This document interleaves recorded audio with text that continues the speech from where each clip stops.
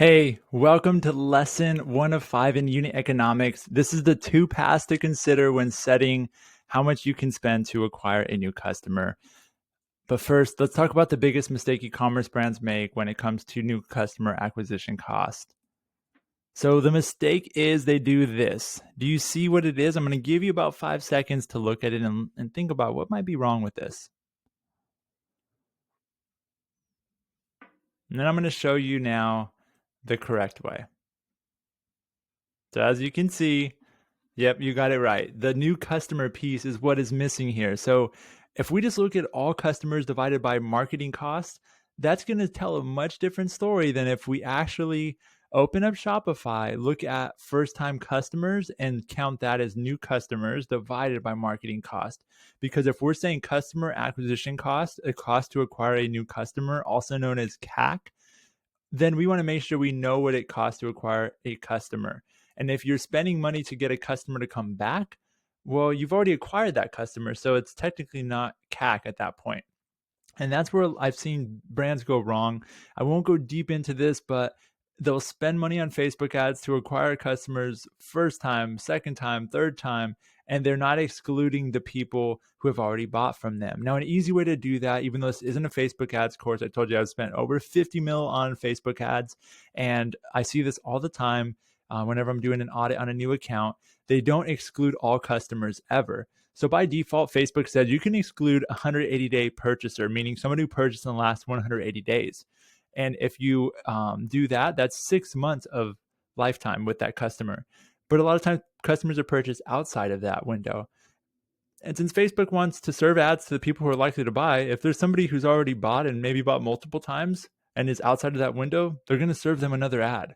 So what you want to make sure to do is either upload your customer list of all customers ever or connect your email platform to Facebook ads, which you can do, and then make sure to exclude all of those people. So anybody in your email list, even if they haven't bought, but they're in your email list, they will not see your ads. So you can use email to drive that purchase instead of paying again to acquire them.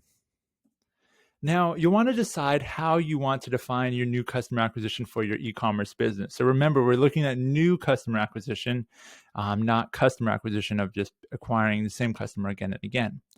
And there's one route that says CAC to AOV. So customer cost to acquire a new customer against AOV.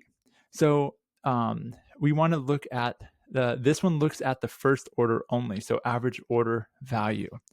This one here looks CAC to LTV, which is lifetime value. And how I've defined LTV is in 2 ways. So if you're a non-subscription brand, meaning you don't offer a subscription or you're not like buy once and you keep getting this every quarter, then you want to focus on this, which is revenue generated over 60 days. So we're looking at that as a 60-day LTV because we want to make sure we're not setting this unrealistic expectation of everybody that buys is going to spend what your customers have spent on average over the last year if you're not a subscription brand, because it's a long payback period. And we want to look at that 60 days because we can influence that with some of the email flows that I'm going to teach you in the next couple modules.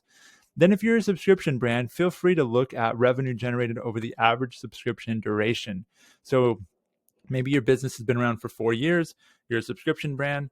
Instead of saying we're going to look at the revenue generated over 4 years, look at that generated over 3 months if that's how long somebody actually stays subscribed on a monthly subscription with you. That's going to tell a much more accurate picture and make sure that you're setting targets based on this. So these 2 things are going to help us set our unit economic targets, which I'm going to show you in the final video of this module, where I'm going to walk you through the unit economics sheet, help you punch in the numbers there and show you kind of what each thing means. And I'll show you these 2 examples for the AOV example and the LTV example as we get into that sheet. But hopefully this was helpful in teaching you the biggest mistake that most e-commerce brands make with new customer acquisition, and then making sure that you choose your path. Are you going to go CAC to AOV or CAC to LTV? Before I wrap up, the reason most go AOV is they want to just assume that people are only going to buy once and make sure that their targets are really conservative. But what that ends up doing is limit spend. If you're trying to scale like a Facebook ad account or grow in customer acquisition, you're going to scale slower this way.